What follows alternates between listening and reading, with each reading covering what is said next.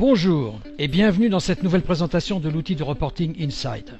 Dans cette vidéo, nous illustrons la possibilité d'exploiter rapidement et simplement n'importe quelle donnée fournie par la direction informatique.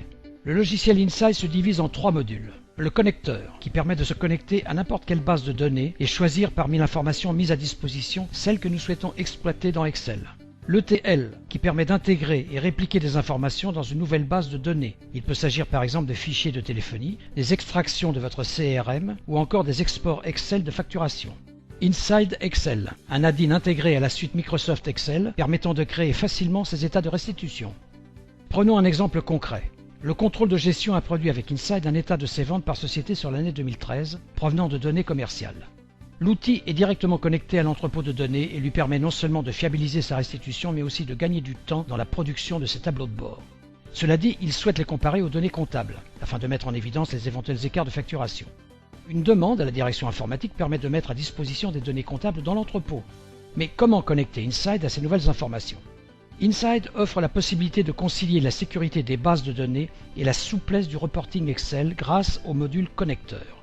Après une authentification, l'interface générale vous permet de modifier ou ajouter des connexions aux sources de données disponibles. Ici, nous avons déjà paramétré l'accès aux données de vente pour qu'elles soient disponibles dans Excel. À présent, créons ensemble la connexion aux données de comptabilité. Après avoir identifié le type et l'adresse du serveur, renseigné son identifiant et mot de passe, puis spécifié la base de données à interroger, nous pouvons accéder à la construction du connecteur. Une recherche nous présente l'ensemble des tables mises à disposition par la direction informatique. Il nous suffit de glisser et déposer celle qui nous intéresse, renseigner la table principale et créer les jointures pour lier les informations entre elles. Prenons la table contenant les écritures du grand livre, ainsi que celles qui nous permettront d'obtenir les différents libellés, des comptes comptables et sociétés par exemple. Cette étape nécessite une bonne connaissance de la source de données, afin d'identifier les clés de jointure et le contenu des différentes tables interrogées. En cliquant sur l'onglet Dictionnaire, en bas, vous obtiendrez, à gauche, les champs à disposition dans les tables que nous avons sélectionnées. À droite, ce que nous pourrons voir et utiliser dans Excel. L'intitulé et le classement est entièrement personnalisable pour un affichage le plus proche possible des besoins, du lexique ou des habitudes de l'utilisateur. Revenons maintenant sur Excel avec la liste construite par le contrôleur de gestion sur les ventes de 2013. En nous connectant à Inside, nous pouvons lancer l'assistant liste pour une restitution rapide de nos informations. Dans la liste des connecteurs, nous retrouvons alors le connecteur données comptables créé précédemment, avec la structure et les différents champs que nous venons de paramétrer. En utilisant les mêmes filtres, nous pouvons alors rapprocher les deux périmètres et mettre en évidence les écarts.